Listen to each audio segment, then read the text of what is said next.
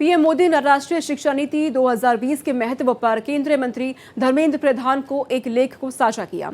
अपने लेख the teacher in a changing world में धर्मेंद्र प्रधान ने कहा कि एनईपी 2020 भारत की आत्मनिर्भरता की मुख्य कड़ी है और इसे एक महत्वाकांक्षी राष्ट्रीय प्रयास माना जाना चाहिए।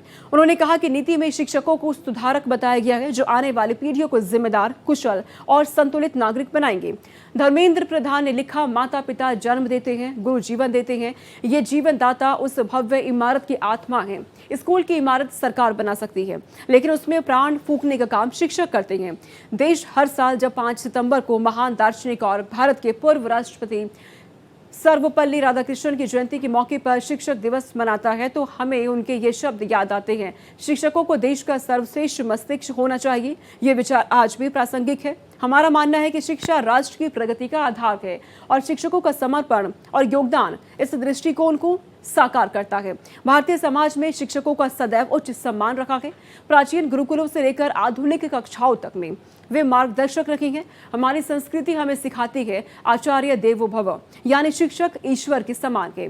एक शिक्षक के हाथों में जिज्ञासा जगाने, चरित्र निर्माण करने और आजीवन मूल्यों का संचार करने की शक्ति निहित होती है।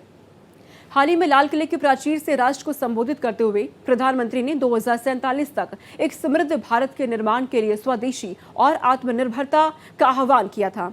आत्मनिर्भरता और विकास की ओर भारत की यात्रा एक महत्वाकांक्षी राष्ट्रीय प्रयास है, जिसके केंद्र में राष्ट्रीय शिक्षा नीति 2020 है।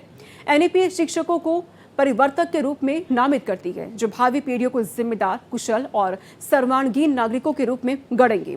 प्रधानमंत्री ने इस संबंध में शिक्षकों की महत्वपूर्ण भूमिका पर लगातार जोर दिया है।